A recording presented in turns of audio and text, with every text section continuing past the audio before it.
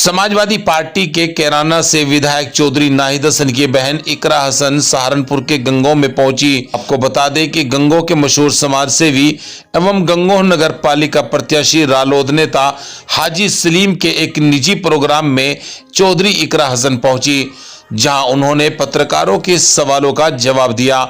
सुनिए उन्होंने क्या कहा।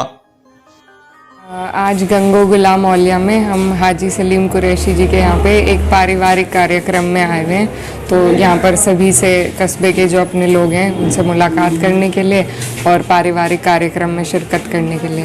प्रदेश सरकार का बजट पारित हुआ है, जी, क्या कहना है? बजट देखिए, बजट में कोई भी ऐसा प्रावधान आम आदमी के लिए नहीं है, कोई ऐसा लाभ नहीं है जिससे आपकी हमारी ज़िंदगी आसान हो सके। हमारा जो इलाका है वो वहाँ पे गन्ना बेल्ट पड़ती है। बहुत दिनों से हमारा गन्ने का मूल्य घोषित नहीं किया गया था, तो सभी ने उम्मीद लगा रखी थी कि उसमें कुछ ना कुछ बढ़ोतरी की जाएगी, लेकिन पिछले साल की ही दरों पे जो उन्होंने गन्ने के मूल्य को रखा है तो वो किसान के साथ बहुत बड़ा धोखा है। और यही सबसे बड़ा हमारे लिए, क्योंकि हमारे तरफ सबसे ज़्यादा किसान लोग हैं, 36 बिरादरी है, और उसमें उनके बढ़ोतरी ना होने की वजह से सभी कार्यों में उनके कामों में नुकसान रहेगा। बजट में कहा गया है कि माफिया अपराधी सब जेल भेज दें, इसके बारे में क्या?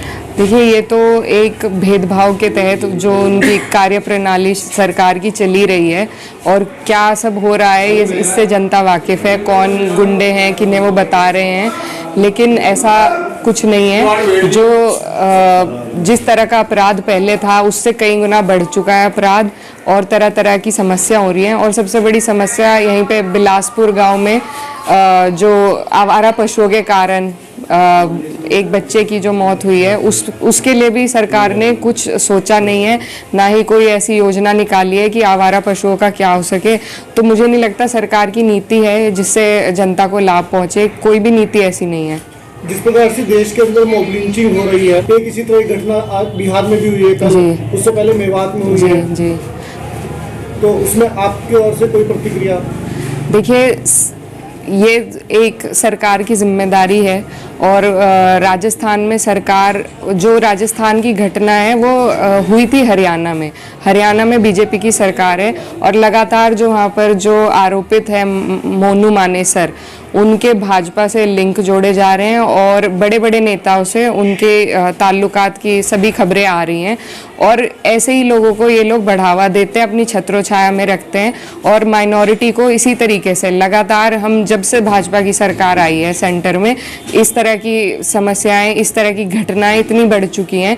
लेकिन हमारे मोदी जी भी हों, चाहे कोई और भी ये हरियाणा वाले चीफ मिनिस्टर हों, कोई इस बारे में मुंह खोलने के लिए तैयार नहीं है, क्योंकि इन्हें माइनॉरिटी की कदर ही नहीं है और लगातार ऐसी समस्याएं होती जा रही हैं।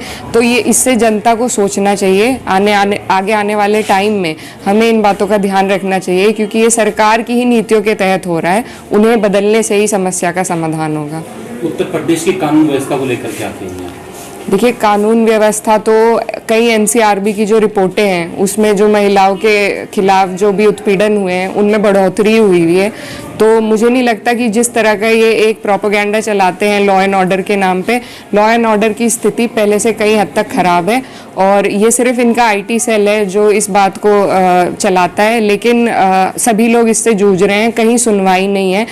हम अपने स्तर पे हम कितनी बार हम धरना प्रदर्शन कर चुके हैं, जब रूटीन के ही कामों में जो गन्ने का हमारा पेमेंट है, आज तक किसी भी मिल का पेमेंट अब तक का पूरा नहीं हुआ है। हम लोगों ने कई धरने प्रदर्शन भी कर लिए, एक हफ्ते का पेमेंट उससे मिलता है, फिर दोबारा धरना करना पड़ता है। तो जब रूटीन के ही काम नहीं हो पा रहे तो सुरक्षा तो कहीं से कहीं तक भी नहीं है किसी भी लिहाज से।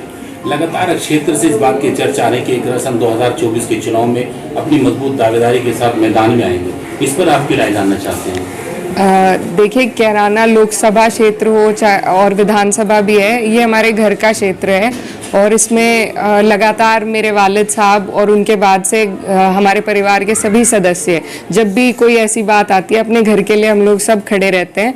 और क्योंकि घर है तो घर के काम के लिए कोई भी बड़ा छोटा नहीं होता, मैं छोटी सदस्य हूँ, तो लेकिन जब भी हमारे घर वालों को ज़रूरत रहती है हम सब खड़े रहते हैं और इसी तरीके से खड़े रहेंगे। रही बात चुनाव की, तो चुनाव में अभी बहुत कुछ तय होना बाकी है। जैसा हमारी दोनों पार्टी के राष्ट्रीय अध्यक्ष तय करेंगे उनके हिसाब से ही आगे चला जाएगा। गंगों के अंदर लगातार एक्टिविटी थी, चौधरी नाहिद हसन के बीच में कुछ परिस्थितियां गुजरी, इकरा हसन दोबारा से फिर एक्टिव हो गई हैं। इससे लगाया जा सकता है अंदाजा कि 24 के चुनाव में ही आप मैदान में आएंगी। देखिए, चुनाव कौन लड़ेगा, कौन सी पार्टी से लड़ेगा, ये सब तो अभी भविष्य में तय होगा और उससे पहले मैं कुछ नहीं कहना चाहती। लेकिन क्योंकि क्षेत्र से हमारा लगाव रहा है, चाहे चुनाव हो या ना हो, अपनी उपस्थिति हम लोग यहाँ पर हमेशा रखते हैं, तो उस हिसाब से आना जाना लगा हुआ है और इसी तरह लगा रहेगा। चुनाव से इसका अभी कोई लेना देना नहीं है।